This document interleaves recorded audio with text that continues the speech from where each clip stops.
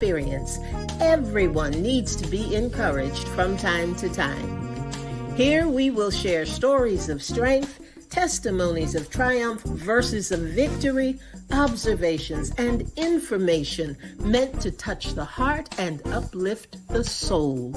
To keep you on your path of purpose and navigate this thing called life with power and authority. This is Andrea L. Hines, and I'm your host for When Life Speaks, here on ALH Broadcasting, an affiliate of the Streaming Inspirational Broadcast Network.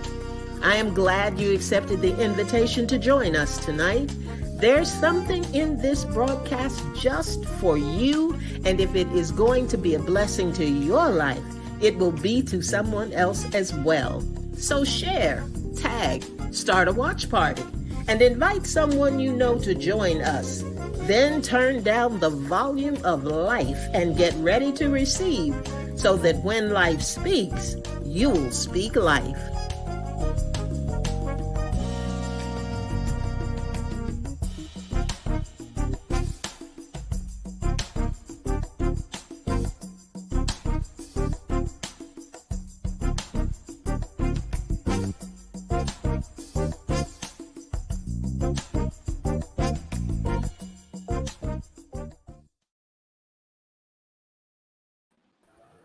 Well, good evening, everyone, and welcome to When Life Speaks. You know, it is Thursday evening right here. I am in North Carolina. I have a guest who is in sunny California, and I welcome her this evening. We have Cinnamon Ruth Leggett with us tonight. Miss Cinnamon, how are you? Good evening, everybody on the East Coast, and afternoon to everybody on the West Coast. I'm doing great. It's about 1,000,000 degrees out here, but I'm doing great. Thank you so much. How are you, Dr. Hines? Hey, I am good. It is always a joy to have you with us on When Life Speaks. Cinnamon is definitely a part of the ALH broadcasting family, and I'm so glad that she is able to be with us tonight. Hey there, Angie Cooks. That's our South Carolina connection in this evening. Glad to have you in the house, Angie. Look, I tell you what, this has been an interesting journey. Cinnamon is, first of all, not only is she beautiful, but she is so talented, so gifted musically. But I tell you what, Cinnamon has covered all the bases. She's the triple threat. She has the story of triumph, and she has the story of strength, and she has the power of one. And I tell you, she has just been doing some amazing things, and I'm so glad that she could fit us into her schedule. But the interesting thing is, for you all who have not been with us on this last few weeks of this journey, Cinnamon was gracious enough to come on and talk with us and just share some of her story as we covered the summer series on connecting the dots. And knowing her story and some of what she has been going through and doing and achieving, I said, well, this is great because you can come on and you can talk about obstacles and opportunities. That's kind of our last in this summer series. And she said, great, this is wonderful. We mapped out what she was going to say and all was going to be well. And the first episode, she just disappeared.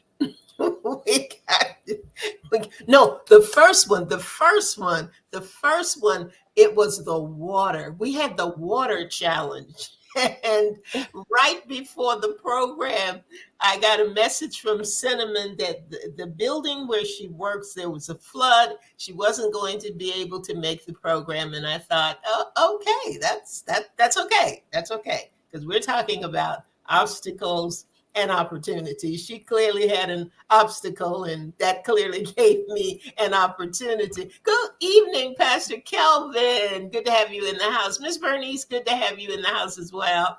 So that was the first show when that got turned around. The second time we were to be on the air, everything was in place. We were rolling. We were having a good conversation. Cinnamon was sharing some wonderful nuggets with us. And then she disappeared. I looked up on the screen and there was no more Cinnamon. Cinnamon, what happened to you? I don't know what happened. Had to have been a phone malfunction. Phone malfunction. That phone just went out on me, and the only explanation is that it died. Jeez. But it was another opportunity, Another or maybe opportunity. it was an obstacle. I don't know. But I But tell you what, when it happened, I had looked at the clock and I said, there is no way we're going to be able to capture everything that I knew that Cinnamon wanted to share with us in the time that we had left. Even if we had extended it, Cinnamon, I don't think that we would have been able to fit it all in. So I thought, perfect, perfect, perfect. We're going to do a part two. Cinnamon is going to come back. We're not going to have any mishaps. There are not going to be any obstacles. It's just going to be one opportunity flowing after another for you to tell your story and tell us what's been going on with you. There are a couple of things for those of you who did not have an opportunity to hear the last show. Cinnamon we talked about the power of one, and she shared about worship Puerto Rico. And I'm not going to go into any of that right now because I want to be sure that we have an opportunity for you to talk about the two main areas within your story of strength and testimony of triumph. One, Cinnamon relocated all the way to California, not California Street, but California, the state. She moved all the way across country and to be with her daughter. She's going to tell us about that and some of the challenges that come with that kind of move. And the second thing she's going to talk to us about is her opportunity to go to Spain. And I tell you what, you were going to Spain, and then I saw a note that said you weren't going to be able to go to Spain. And then I saw another note that said, I'm in Spain.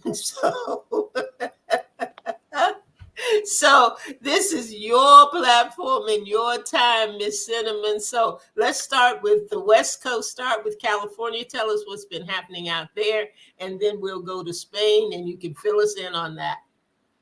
yeah, so California was a huge, huge move. And it was pretty well thought out. We had some resources, in North Carolina that we completely liquidated. And when you say you love your children, there comes, or when you love someone, there sometimes comes an opportunity for you to express that love in very different ways. And this was one of the ways that we chose to express our love toward our oldest daughter and her husband and the new grandbabies that were coming. So we thought, what an adventure. We're gonna sell the house, put the church in someone else's hands, and we're going to California. So we liquidated everything. It was one of the most incredible adventures ever. Actually, the liquidating was easy, but not easy at the same time, because there were a lot of things that I had to part with that were things from my past, which I think is an important point to make. That sometimes the memories that we hold and keep can be kept here. Sometimes we have to part with those things physically in order to make a shift, in our lives and in our world. And sometimes we're super connected to things, and I understand it. I was connected to my home that had so much square. It wasn't a huge home, but it was mine. And we took all of that and we moved into a little itty bitty box, like about this big in LA. And we moved from we had a little cottage house in North Carolina, and it was, I don't know, about 15 or 1600 square feet, which in North Carolina life is not the biggest home, but it was a nice home with a beautiful yard, beautiful front yard, backyard. And when we moved to California, we moved into 500 square feet. So the question was, how were we going to do that? And so it was an adventure, actually. So we liquidated everything. We packed only what we could fit in our cars, and threw the dogs in the back of my car. And Sean rode in his car, and we drove across the country. My mom came across the country with us, and that was an adventure in itself. And then we got here, and we already sort of had that place, that 500 square foot home. And that was a whole nother adventure trying to figure out how to live in that space. I think we did a great job, but I think the lesson in that was realizing that we don't need as much as we think we do. We Hmm. don't need as much as we think we do. I think about and the program that comes on television about tiny house living, Yes. and how you have to just get rid of everything and accept just the primary things, the essential thing, truly the essential things that you need. But when you are making that kind of move, how difficult is it in letting go? When you Oh, have to liquidate, when you have to get rid of the things that and we all have those things that we're just close to. I mean, those are, that's my picture, that's my chair, that's my, whatever it is. How hard was that for you to do? And did you feel a sense of loss with that? Because we talk a lot of times about how when there are major changes in your life, that it actually can set up major trauma when you have to oh. let go of some things. And you may not have experienced the trauma piece, but clearly the loss piece must have affected you in some way. Indeed, I think I experienced both, and I'll tell you one story that Sean probably remembers. I was always really good about buying things ahead, especially ahead of Christmas, right? And Okay. so I would buy Christmas little tiny, like what we call in Spanish, little chucherias, like little tiny, like, Starbucks ornament or something to give to the girls, or something small to stuff a stocking, give to the boys, or something for my parents. So I kind of picked up things along the year. Well, now it's time to move. And, sometimes those little things that I've bought along the year, I don't know where I put them. I think I put them in a place I'll remember, but I don't know where I put them. So we were getting kind of close to the end of needing to really be out of the house because we had already sold it, but they had given us some time to get everything packed up and out. And I literally, the packing for me was a long process. The packing for Sean was short, right? He got rid of it and moved on, right? He got rid of it, kept what he was going to keep, and moved on. Me, I had to look at everything and every picture and remember the moment. I picked up the little ornaments and, oh, I remember when I got that. And so I was kind of down to the last, sort of bit of items that I just couldn't seem to figure out. I knew it wasn't going to fit in the car. And Sean was really trying to like get this done, like typical guy trying to get to that deadline, let's get this done. And he's like, we've got to get rid of this stuff. And I was like, just wait. I need some time. I'm not ready. And then I got so frustrated that I was like, fine. And I just started throwing everything. Fine. I don't need this. I don't need that. I don't need this. I don't need that. I think I lost it that day. I'm pretty sure I lost it that day because I was realizing that, and I was feeling this emotional pull of everything I thought that had a piece of my identity or a piece of my future. I mean, things like we took the pictures that we had because there were so many, a whole lifetime of pictures. Remember, I grew up, we grew up in an era where there was no social media. So every picture that you had was printed and in a frame, That's right. right? So how are we going to take all these frames? We can't. So we had to take those pictures and take pictures of the pictures. So I have a thumb drive with like a million pictures, and that's how we consolidated that piece. And so this was traumatizing to me to get rid of the things. And it was so hard to figure out, what do I part with? Am I going to forget my past if I get rid of this picture, or I get rid of this thing? Am I somehow not being honorable to whatever the memory Yeah. was? It was so hard. And I recognized in that moment so much that I still remember it now, that I just needed a moment to just lose it. And I did. I took that moment, I lost it, I threw everything in the bag. And I think Sean probably like quietly like tipped away, like, I'm gonna let her have that moment. And so that was probably one of the hardest, moments of the getting rid of the old things. But I have to tell you that stepping into the new things, they were beautiful and they were equally as difficult.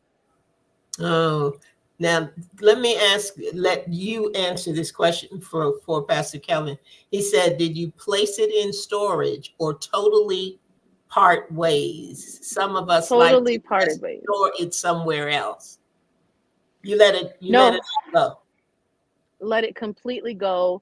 The things like the pictures, right? You can't get those back. So we took pictures of those things. But other things that were, and this was a process because I didn't realize how much of I'm not a hoarder, but I didn't realize how much I love to hold on to things for sentimental reasons. It doesn't mean anything to anybody else. Like the Starbucks ornament means nothing to somebody else. But to me, I remember the day I went into the Starbucks. I remember grabbing the Starbucks little ornament. I remember who it was for. I remember my intention, my emotion behind it. And so those kind of things I just parted with. There was no storage because we were not coming back and we knew that. And so we just kept the things we needed to keep, the most important things. And literally, we even got rid of every single pot, every go. pot. We had no pots. We had nothing. We had literally nothing. Nothing when we got to California. And we definitely, Pastor Calvin, got rid of everything except for the most important things that we could not, absolutely could not ever get back. hmm hmm Now, once you got there and once you got settled in your little teeny weeny box and did all Like a of little matchbox. your little matchbox.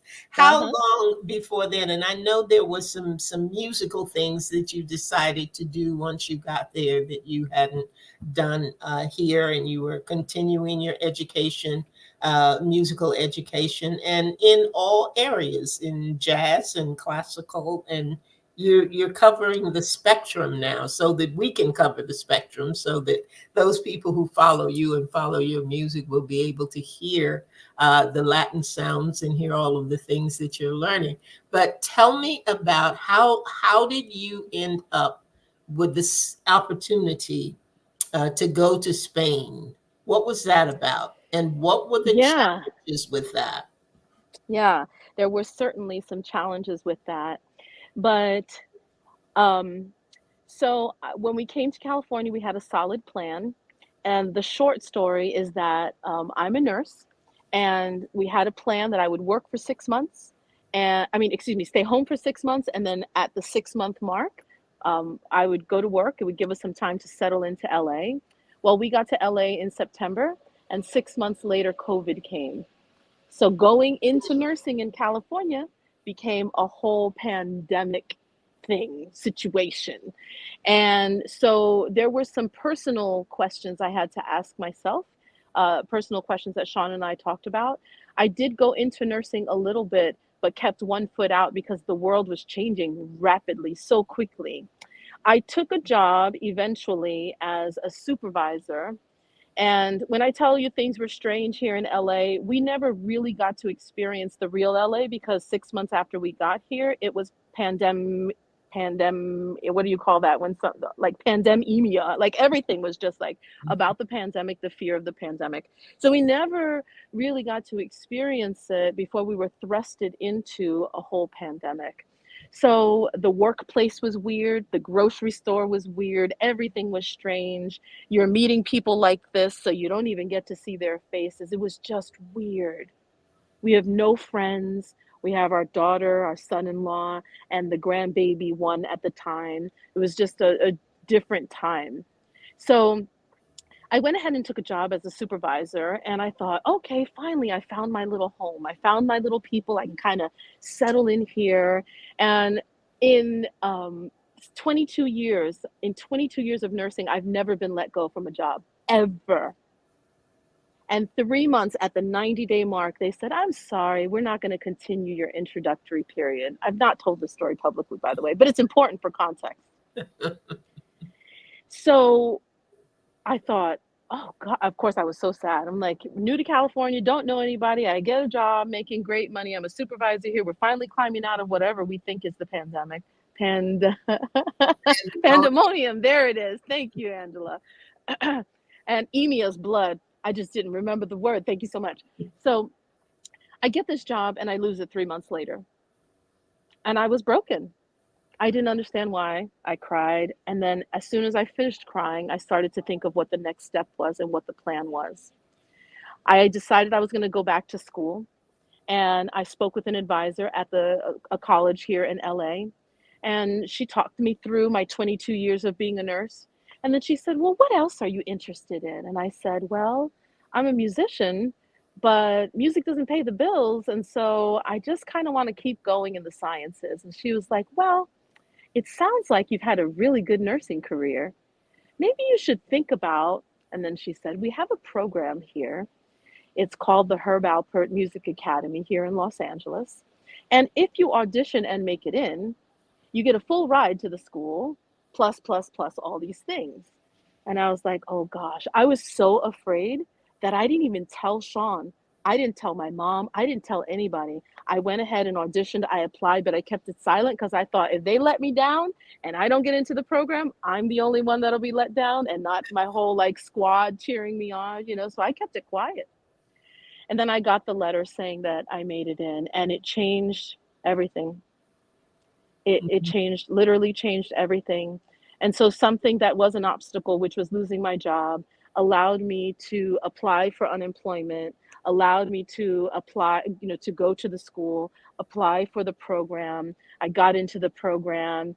And there are some times that you feel like God's provision, the door is closing, the season is dwindling, there's no more at the bottom of the pot, it's empty. And then all of a sudden you make another decision and the doors, like, Lips. they fly open. I Yeah. wrote a song recently called The Right Direction, Hmm. and it's a very personal song, and it just talks about what my mom used to always say, which was, honey, don't you worry. If you make one decision that you're not certain about, go ahead and make the decision because you can always make another one. Make another one. That's right. And That's so, when you feel like you're at the end, at the bottom of the pot or the bottom of your purse or whatever the things are, the bottom of your account, when you feel like you're at the edge, and if you jump off the cliff, you're going to hit the bottom. I just want to tell you that there is no bottom because God is okay with our brave, crazy decisions. right. Amen. He's okay with, as a matter of fact, I think that God is waiting for our brave, crazy decisions. He's just waiting in the background, going, if she'll just make this crazy decision, I'm going to catch her. And I actually said this a couple of days ago to somebody. I said, we think that there's, the game show where they're like behind door number one. It might have been us offline. Behind door number one, you'll Mhm. get a brand new car. Remember, the Price is Right? Behind door number one is a brand new car, and behind door number two, well, you don't know what's behind the doors, right? But if you choose right, then you'll get the prize. Well, I've learned that it doesn't matter which door you open, there's provision behind both. And I've learned to be brave. And I've learned to just step out and do crazy things like join a music program at the Herb Alpert Music Academy and audition anyway. And I think I'm an incredible musician, but I still, my self esteem was not strong enough or high enough. Or I thought, I'm living in LA. There's a lot of people that know how to do what I do here. So I didn't think that I would get it, and I did. And that led to the end of my first year. Whoop, whoop. So I got full scholarship. All my bills have been paid, by the way, even though my working was like piecemealed here and there. And in the beginning, there was no money, but God provided. Short Mhm. story, because we only have an hour, 45 minutes. We get to the end of my first semester, almost at the end, and I'm in my strings class because I'm learning upright bass now. So I play piano, I play guitar, I sing, I write, and now I'm learning the upright bass, and I love it so much. And I'm in that class, and my strings instructor says, "Hey, you've got to stay here for a meeting." And I said, "Okay, what is it about?" And she says, "It's about Spain." Okay. She says, "There's a program, a study abroad program that we want to talk to you about." I get into that meeting, and they proceed to tell us about Spain and Portugal at the time. They were trying to decide. And they then proceed to say, "We're going to take you guys to Spain and we're paying for the entire thing." I mean, I almost lost it. First of all, I've never been out of the country other than to the Bahamas on a one day or cruise. Second of all, I wind up in this strange place going through COVID, losing a job, make it into this program because of the strange ways in which all the pieces kind of came together. Now at the end of the year, I finished 2 semesters. By the way, got all A's in both of those semesters. All right. I finish I finished the semester and now they call us into a meeting to say, "Hey guys, we're sending you to Spain to study music." Oh, life couldn't get any better than this. I'm going to Spain. I mean, I walked out of that meeting so excited. Fast forward, there were some administrative things that were feeling a little bit strange afterwards. And for anybody who's lived in California, there's just a different way of living here in California, different way of communicating here in Right. California that I'm not used to. You know, I'm a Puerto Rican Southern girl. We kind of make things clear. We communicate differently, you know, and we overly communicate sometimes. And but there were some things that were just not clear, and I was feeling very uncomfortable. And all of a sudden we started hearing that there were financial pieces that we were going to have to pay, but they told us that they were going to pay the entire thing, so there were questions for me. The lesson in that for me was to continue to have the conversation. So when you meet obstacles, it doesn't mean that you completely walk away. It Right. just means that you might need to have further conversations. And until you've completely wrung out that sponge and you know that the provision is gone, over, the sponge is empty, whatever the things are. So I continued to have so this was what you saw, right? I was so excited. I got on Facebook, Instagram, all the things, and I was like, I'm going to Spain. And then a week or two later, it was, sorry guys, I'm not going to Spain. I apologize for the post, which it can be embarrassing and humiliating, you know? So it was like, oh God, I just told all the whole public that I'm going to Spain. But I kept having conversations with administration here to kind of understand the miscommunication that was happening about finances.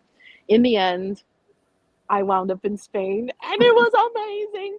It was amazing. And it was an experience that I will never, ever, ever, ever forget. And there's one in particular that I want to tell you about. But before I do, I just want to say again, please be brave to do the things you would have never, ever imagined that you would do. Before you go transition into the other thing that you want to talk to us about, you were talking about how there's really no bottom. And I'm reminded of the fact that most of the time, God is just waiting for us to come to the end of ourselves. He's Mm-hmm. waiting for us to get to that point and find that peace that we cannot do without Him, that we've got to Indeed. turn to Him, that we need the help from Him. And that even though we think that we're sliding off the scale and we're going to the end, there is always something else. Always something else. It may not look anything like what you set out to do. It may not feel anything like you thought it was going to feel, but there is always something else. There's always something on the other side. And a lot of times it doesn't come the way you think it comes. It simply comes out of faithfulness and obedience to who you are and what God has put in you to do. And I wanted to bring that out because while all this was happening and while you were losing the job and while you were doing the pandemic thing, as we call it, Pandemonium. that brought about a whole lot of different things for a whole lot of different people. But you were out there in California doing drive-bys. Oh, I You were forgot going about that. through neighborhoods and just blessing people and singing to the glory of God. And just, you were being who you are as an artist. Sometimes I forget that you have a nursing career because I'm so familiar with you musically. But during that time, you could have simply said, I lost a job and hidden. You didn't have to go out and do anything. You could have told yourself, this is a pandemic. Everybody shut down, shut up, shut in, whatever. I'm not going to go out there and do that. But you did not let that put you ever in a place of inactivity. And I think sometimes when we continue, even though the open door is not the one we would have opened, we are still postured and ready to go through whatever door God decides to open. And it's always, I always say it's always greater, more. It's always better. It's always something that we didn't even think about. And the faith issue comes in because we could have not heard from you again when Spain was canceled the first time, but you didn't do that, and you kept going and you kept asking the right questions, because who knows, what the next country may have been or what may have come up from that. And in any situation, there's always a lesson learned. In the Mhm. learning of the lesson, there are doors that are going to open. There are things that God is going to do that just didn't even fathom. And at the end of the day, God decides. He decides. So I just wanted to bring that out, because I was thinking about that in what you were sharing. So now let's make that move over into the next thing you wanted to tell us. Yeah. So let's go back to the drive-bys for just a minute. This is why it's so important that you have friends and people, family, somebody that is walking through life with you, because sometimes the history of things that you and God have been through, sometimes you don't even remember all the things, Right. but your friends or your spouse or your parents or your family, somebody remembers that thing and they hold these precious treasures, this history. And I totally forgot about the drive-bys. And let me just say that that was happening when the pandemic hit Mhm. and we were all trying to figure out what to do. Never in my life, or probably anybody's life, because the last pandemic was 100 years ago, right? So never did we ever think that the church was going to shut down, that Right. churches would just close. And I think in North Carolina it might have been a little bit different, but here in California, churches were not allowed to, they were shut down completely. And they literally said, uttered these words: you may not sing, you may not chant, you may not, like, all these things that we now could not do. And I wasn't able to wrap my mind around how someone could just shut a whole church down. You just, this is not essential. Like, it's essential for me, especially in the light of a pandemic. I need to go sit in the church somewhere. But in the moment, I was so grateful that I had already, and Sean and I had actively already been working on separating ourselves from the need of the four walls, Right. right? Right. Important to say, because it's a process. It's a process when you're used to the safety of the four walls, to remove yourself from the need of that and begin to experience worship in other ways, in other places. And I know we're so good about telling our parishioners in church, that you should be, worshiping at home, find a place at home. But what if you can't do it there either?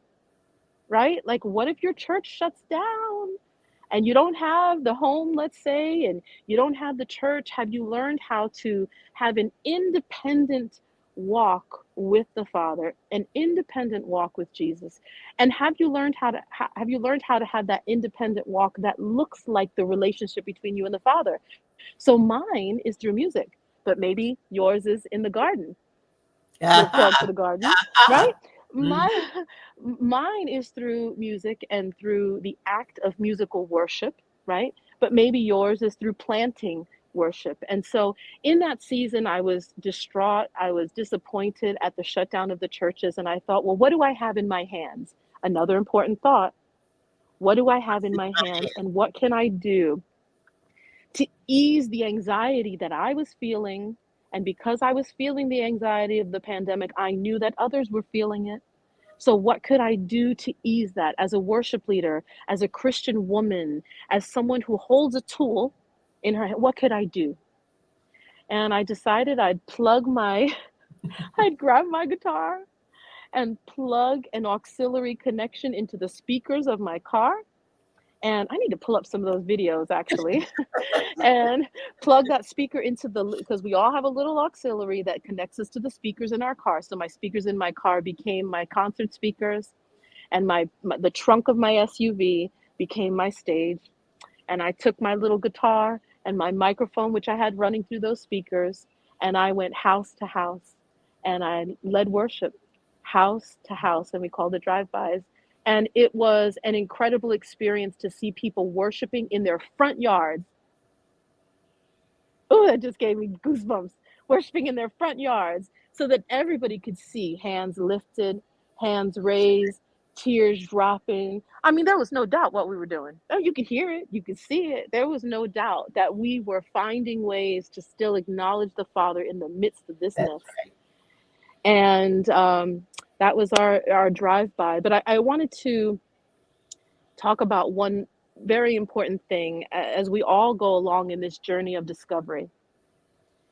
We all come from different places and we're all discovering, how to live life in the way that for Christians we use this language, right? To live life abundantly, Mhm. the way God intends for us to live it. And if people don't kind of grow up with the church language like that, or the Christianese, they might say something else. But we're trying to figure out how to live our best life. The young people on social media might say, right, our best life. Right. Right. But the question is, how do you live your best life without knowing who you are? And I'm not talking about just from a spiritual sense, because there is identifying yourself from a spiritual sense, like who am I spiritually, but there's also identifying yourself and identifying who you are from a natural physical place.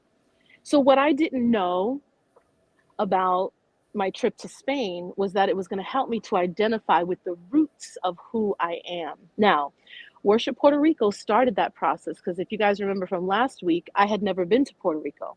I was born here in the States, even though both parents are Puerto Rican. I considered myself, I identified as, that's what we say now, right? I identified as a Puerto Rican woman, but I was born in the Bronx. So when I went to Puerto Rico, I got to experience, as soon as my feet touched that ground, literally my body connected with the ground of Puerto Rico, and I cried. And when I went to Spain, so Puerto Ricans are Taino, which are no longer existent in the world because they were slaughtered by the Spaniards. We are African from the slave trade that was happening at the time, and we are Spaniard from the Spaniards that came and took over the island. So we are those three things. And we don't separate, this is a white Puerto Rican from a black Puerto Rican. We're just all Puerto Rican. We're those three things. And when I went to Spain, we went to one specific location. And it was a location where, when you're sitting in Spain, you're sitting at the water and you're looking across the water and you see Africa. Hmm. It was the most incredible realization that this little Puerto Rican girl from the Bronx, who barely knew who she was, barely. I mean, I wanted to be Jamaican, I wanted to be all the other things but Puerto Rican, all the other things. And here was this little Puerto Rican girl who was born in the Bronx to two wonderful, wonderful parents.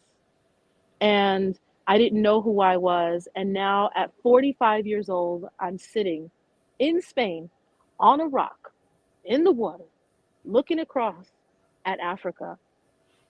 And I just sat there mesmerized. And I thought, God, how did I get here? Yeah.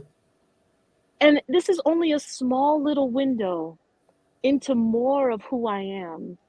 But literally, between the moments of understanding who I am as a Puerto Rican woman, as a Taino woman from Puerto Rico, now here I was understanding what it felt like to be a Spaniard woman, and what it might feel like to look at Africa and understand what it took to travel those waters to come across, and just all the things that made up this little Puerto Rican girl. Who she And I is. think that knowing that is what's giving me the foundation now to be braver. I have my relationship with the Father that's never going to change the opposite way. It's only going to get better, but it's strong, it's there. I know it, I understand it, I'm confident in it. But the piece I haven't understood all these years was, who am I as, like, physically, as a human? And Sean has said this many times. He said, you're so lucky to be able to go back and trace your roots. And it gives me such compassion when he says that, because the African American doesn't have that place to go back to. It's a guessing game, right? Where Right, did right. I come from? Maybe I came from there, maybe I came from there. And so, of course, I've told Sean, just go. Just go put your toes on the ground. You know what I mean? Just go put your toes on the ground, even though you might not be certain. But it's so important that we start where we are in figuring out who we are, like what our lineage is, because it will help us to understand how to push forward, how to bring the past, what was started back then, forward. One of my friends here, she calls it the footsteps. How to move those footsteps forward, how to take those footsteps that were started so long ago and move those footsteps forward. And it's just been another really important part of all that I'm doing here as a Latina woman. And I use that language all the time, which is why you see Cinnamon La Canela. I became La Canela this past year, and it's really, really important to me for so many reasons. So, Cinnamon is my legal name. La Canela is the cinnamon. And my family specifically only always called me Canela because it's cinnamon in Spanish. But more recently, my friends here, now I have friends, by the way, in LA, they call me La Canela. And I've hung on to that so dearly, like a little tiny treasure. And I don't know that they will ever fully understand that I didn't know Canela. I certainly didn't know La Canela. And as I keep walking down this part of my journey, I'm understanding who I am from the root, so that I can stand strongly, confidently, lead worship, sing salsa, sing jazz, sing all the things, and be all the things that God intended for me to be. And that's my plan. I'm going to wring out this sponge until it's time to make the next decision. So the obstacles and the opportunities that come, they don't scare me anymore. They don't scare me anymore. I actually look at them all as opportunity, for sure. Like, That is well, okay, awesome. well, we're here. That is awesome. That is awesome. And I think about one of the things that I want people to do, because everybody won't get to go to Spain, and we won't get the have the advantage of sitting on the rock and having the view and all of that. But a lot of us have each other, and I want to just encourage the people out there to take time with people in your family that have history that you don't have. Mm. Take time to sit and listen to the stories. Take time to sit and hear what it was like for them growing up, wherever it is they happened to grow up, wherever it was that they happened to be, the things that made them who they are.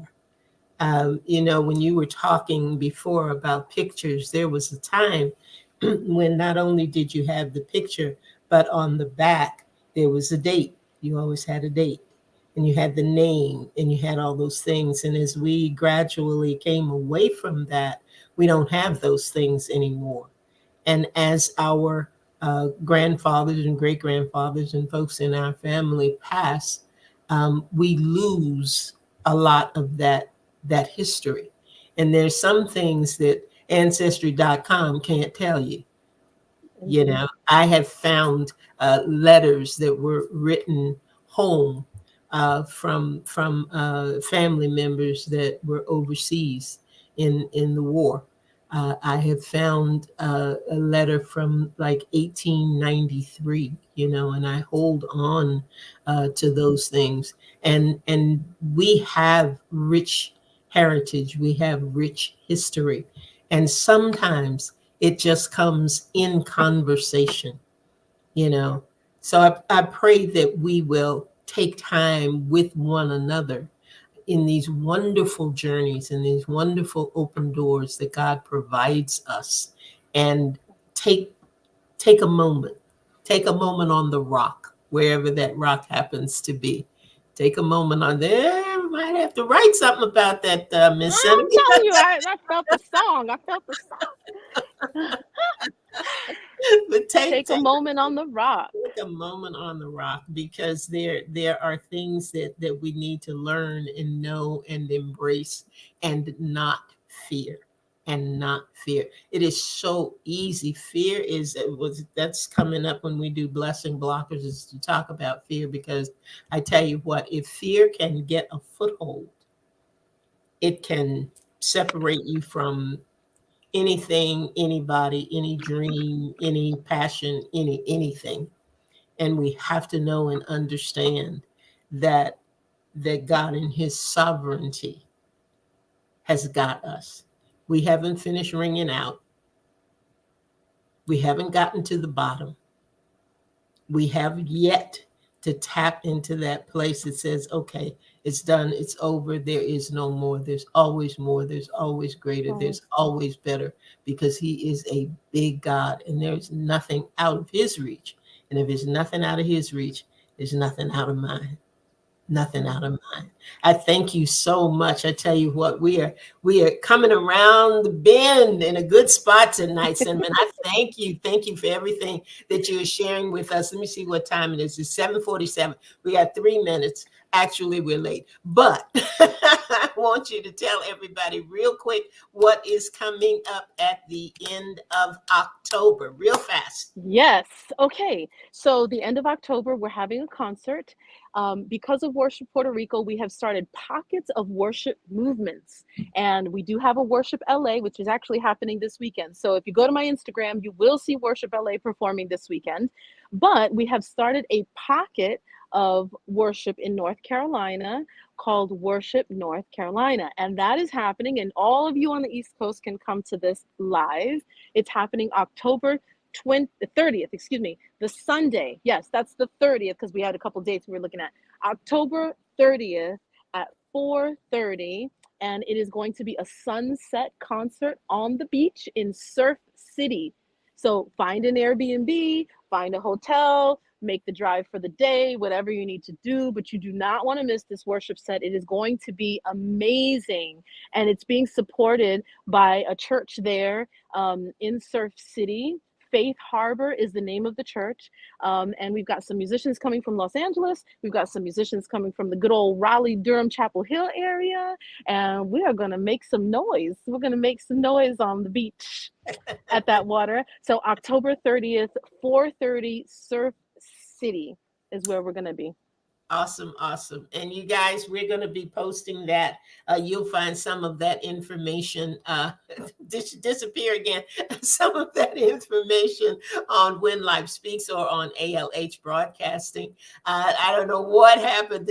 I was getting ready to say, did you disappear again? But I tell you what, story of strength, testimony of triumph, power of one. Thank you. Thank you so very much for being with us here on When Life Speaks tonight, sharing your story, sharing your journey, giving somebody else the tenacity and the strength to keep going, to keep moving, to keep trusting God, and to keep going in the direction that He wants you to go in. Love you, love you, love you. Thank you so much. I know you're going to be back again, because we've got work to do together. Indeed. Indeed, indeed, indeed. Look, everybody, sorry that I kept you a little late. Glad that you were with us tonight. We will do a replay of this broadcast on Saturday at noon. If you missed it today, if you've got a friend or anybody you weren't able to share it tonight, point them in the direction of When Life Speaks on ALH Broadcasting on Saturday at noon. Come back next week. I think I'm going to have a guest. If not, we're going to start our next series on blessing blockers. Not sure what's going to happen, but you don't want to miss it. So be with me next week, 7 p.m. Turn down the volume of life and be ready to receive, so that when life speaks, you'll speak life. Love you, Cinnamon. Good night, Love you too. everybody. Good night, everybody.